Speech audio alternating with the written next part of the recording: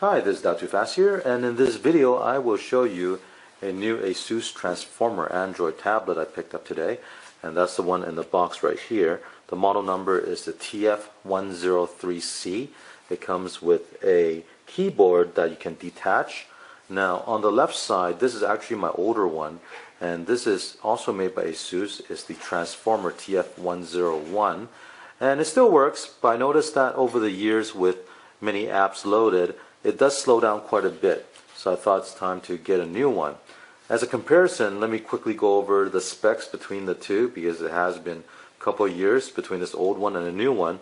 Now, this older one here has the NVIDIA Tegra 1GB dual-core CPU, whereas the newer one has the Intel Bay Trail 1.33GB quad-core CPU.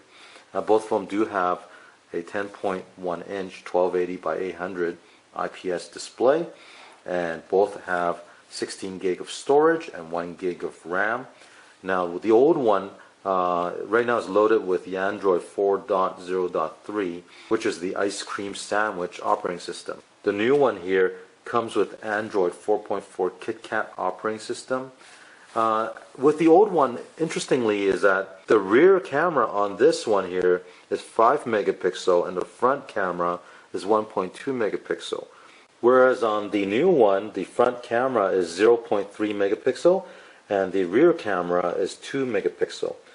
With the TF101 model, there is one feature that's very nice, and that is the keyboard itself has a battery built in.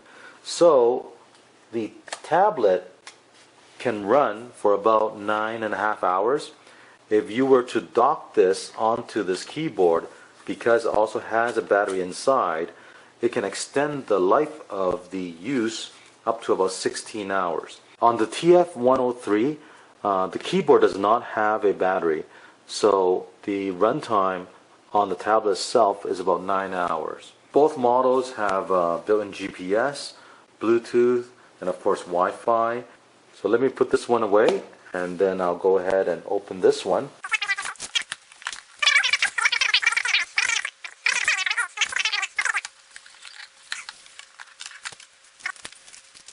And here's the charger.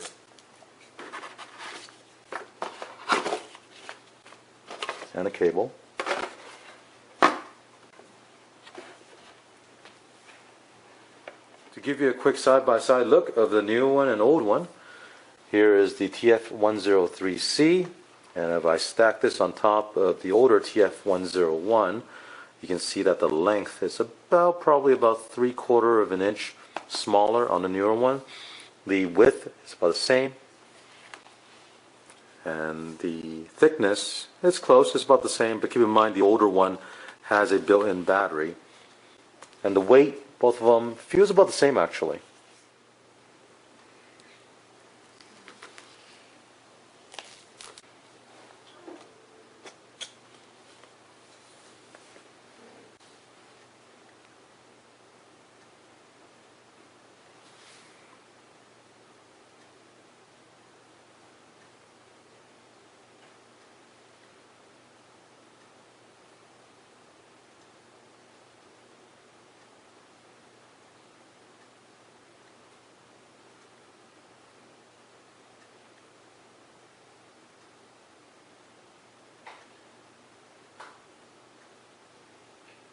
I've just finished the initial setup to connect to my home Wi-Fi and also logged into my Google account. So this home page you're looking at is what a new unit would look like. Let me go over the buttons and ports on this tablet. On the left side here, there is a rocker switch for the volume. Above that is a micro SD card slot. And over here at the bottom, this is the micro USB 2.0 connector. And at the bottom, this connector is for docking to the keyboard. On the right side, we have the headphone jack. And on the front, this is the front-facing camera. And on the back here is the rear-facing camera. The two speakers are on the left and the right on the back of this unit. So it's been a couple of weeks since I did the unboxing. I had a chance to use this on a daily basis, and overall I'm happy with the performance of this unit. And again, it runs on Android version 4.4.2 KitKat. There are no updates as of yet for the latest version 5 Lollipop. As you can see, I've set it up so that I have some apps installed. I'm checking emails, watching some YouTube videos on it.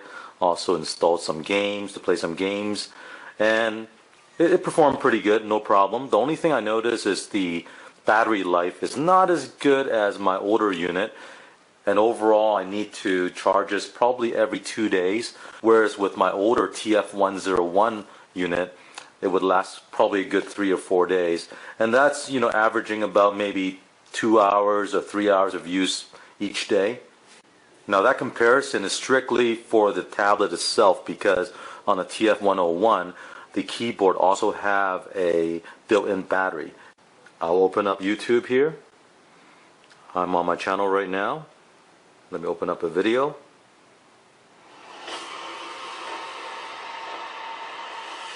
Full screen. Hey, this is Got Too Fast here, and in this video I will be reviewing this car dash camera. The company that makes it is called Jado, J-A-D-O, model number. Circle starts flashing. This tells you that's recording right now. Go back home. Now I'll start up a game. Let's start up Hungry Shark here.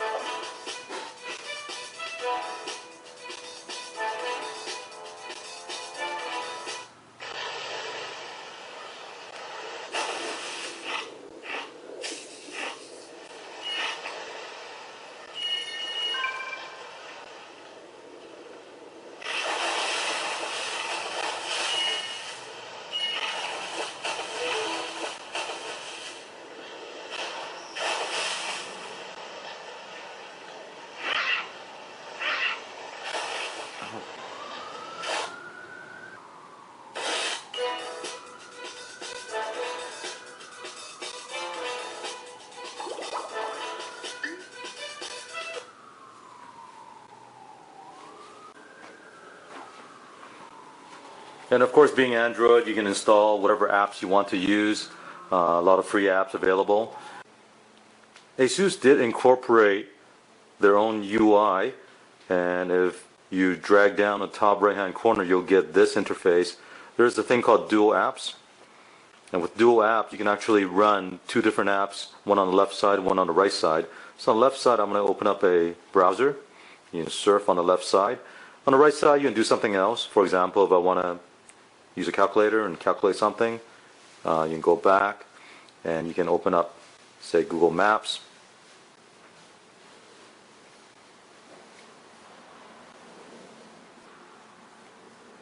If you want to exit out, just hit the back button and then go back to home. And also with this model you have the convenience of removing the tablet from the docking keyboard.